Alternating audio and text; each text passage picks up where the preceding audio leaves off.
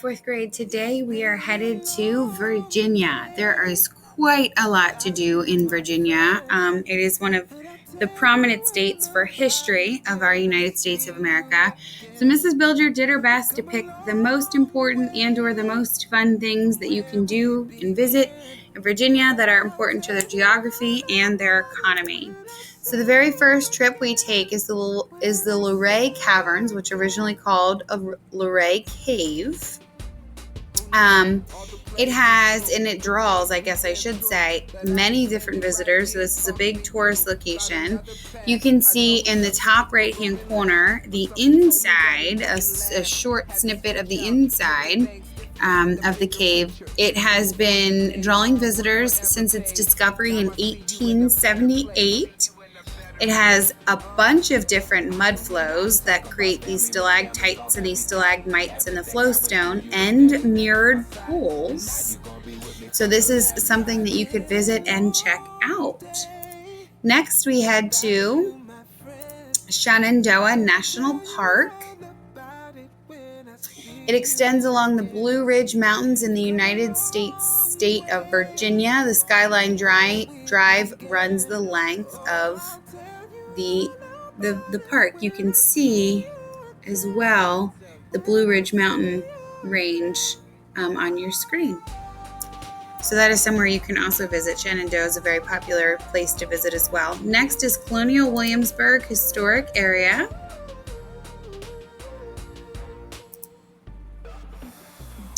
Colonial Williamsburg is a living history museum, which we have talked about before. So Colonial Williamsburg is a living history museum and a private foundation that presents a part of historic district in the city of Williamsburg, Virginia, United States. It's 301 acres of historical area, including several hundred restored or recreated buildings from the 18th century, when the city was the capital of colonial Virginia, which was the 17th and the 19th century. They have a lot of the revived structures as well. So you can head there and check that out. It's an interpretation of colonial America City, which is similar to Landis Valley, but it's much more intricate and involved than Landis Valley is. Next, we head to the Governor's Palace. It is in Williamsburg, Virginia, so close to where we just were. It was the official residence of royal governors of the colony of Virginia.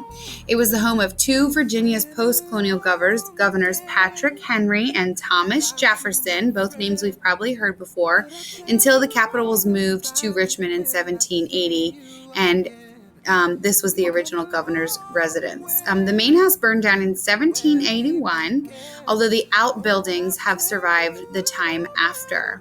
The governor's palace was reconstructed in the 1930s on its original site. It's one of the two largest buildings at Colonial Williamsburg. The other is the Capitol. All right, next we head to Virginia Beach. This is a popular tourist destination, just one of the beaches in Virginia that you can visit. It's a coastal city along the southeastern part of Virginia. It's actually where the Chesapeake Bay meets the Atlantic Ocean.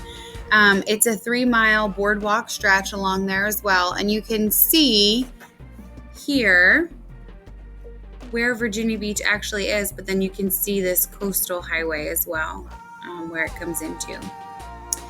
All right, next we head to Charlottesville. Charlottesville is a city in Virginia. It is actually home to University of Virginia, or UVA. Its core campus was designed by Thomas Jefferson. So that's a fun fact as well. And you can see, Charlottesville in its whole in red, and then the University of Virginia as well. Next we head to Norfolk. Norfolk is a waterfront city in southeastern Virginia. It's home to the Naval Station Norfolk. It is a massive naval base on the Chesapeake and a very popular base that actually a lot of Navy men do stay at. Monticello is next. It's a historical landmark. It was the primary plantation of Thomas Jefferson, who was our third president of the United States. He began designing Monticello after inheriting land from his father at just age 26. It's located right outside of Charlottesville in the Piedmont region. The plantation was originally 5,000 acres, with Jefferson using the labor of slaves to cultivate tobacco and mix crops. And later he did switch that to wheat in response to the changing markets. It is now designated as a National Historic Landmark. So that was his residence. Monticello actually is the building on the back of the nickel. The front of the nickel is Thomas Jefferson, and then the back is actually Monticello, which was his residence, which was his plantation. So that's a fun fact about the nickel as well. Next we have to Jamestown. Jamestown should sound like a familiar place to you. Jamestown is a historic site in East Virginia. It's home to the ruins of the first permanent English settlement in North America. So that is also a historic site there in Virginia. Next, we head to Natural Bridge. This is a really cool place if you actually jump down into the street view of this. And you can see in the upper right-hand corner the natural bridge that is in this community. It's in Rockbridge County. It is site of this natural bridge. So you can actually jump down in and see that. So it's along the Blue Ridge, this part, but it's also a tourist location. A lot of people come to see the natural bridge. Next, we head to Lexington. Lexington is an independent city in the Commonwealth of Virginia. It has two separate jurisdictions, which is interesting. It's about 57 miles, and VMI, or Virginia Military Institute, and Washington and Lee, or W&L, colleges both reside here in Lexington. And they're quite beautiful if you get a chance to drive through. Virginia Military Institute, or VMI, is gorgeous, as is Washington and Lee. Very southern in their design. Next, we head to Yorktown. Yorktown.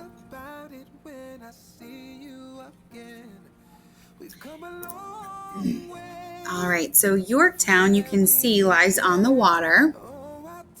Okay, the town is most famous as the site of the siege of subsequent surrender of General Charles Cornwallis to General George Washington and the French fleet during the American Revolutionary War in October of 1781. Although the war did indeed last for another year, the British defeat at Yorktown effectively ended the war. Yorktown, also figured prominently in the American Civil War, serving as a major port to supply both northern and southern towns, depending upon who held Yorktown at the time.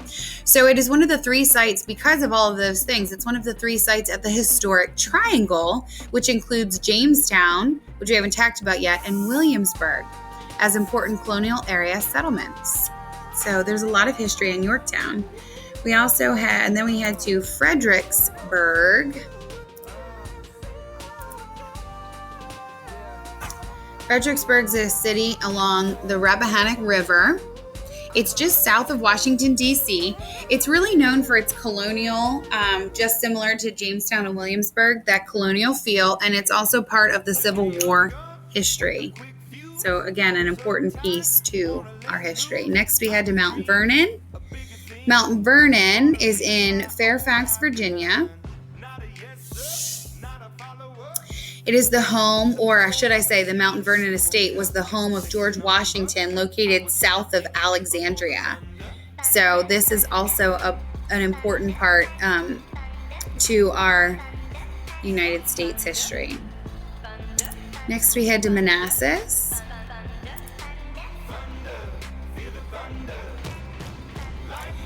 Here is one of the locations of the Manassas Battlefield Park. It was site of two major Civil War battles. Two major Civil War battles took place here, and you can kind of see, as it's designated there, the battlefields. There's other things to do in Manassas as well, but it is known for its Civil War contribution. Next, we head to Winchester. It's in the Shenandoah Valley. There is a museum located here in the Shenandoah Valley. It recounts the area's history as well as the state's history. So a museum here that you can travel and see a lot of the history that has taken place in Virginia and in Winchester. Arlington County we head to next. And see it's designated there in red. You probably notice this statue. That statue might look familiar to you as well. That resides in Arlington, Virginia. It's in the Northern Virginia. It's southwestern of the Potomac River, directly across from the District of Columbia.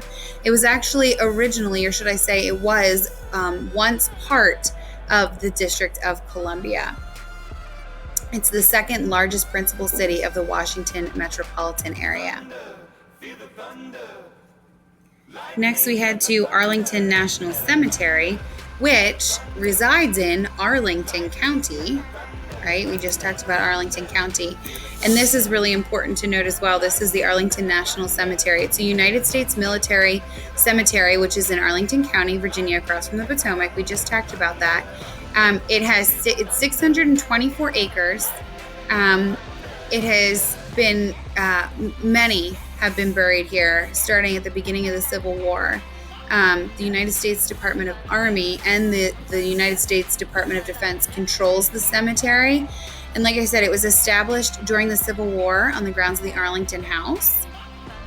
It holds a lot of really important people here, like I've said. Some of them are great-granddaughter of Martha Washington and wife of Robert E. Lee. So this is it's kind of a honor. Well, it's an honor to be buried here. It's an honor to actually attend a burial as well. So if you're ever unlucky and lucky all at the same time to visit that, it's actually a very, very well done ceremony. We head to Richmond next. Richmond is the capital of Virginia. It's one of America's oldest cities. This is where Patrick Henry, who was a U.S. founding father, famously declared, "Give me liberty or give me death." He says that here in Richmond. So this is the capital, and then we'll dive into the State House here. Maybe. There we go. So we dive into the State House. It's quite beautiful. So there's the State House of Virginia. You can just see the massive lawn that does indeed reside around it as well. But there is the State House.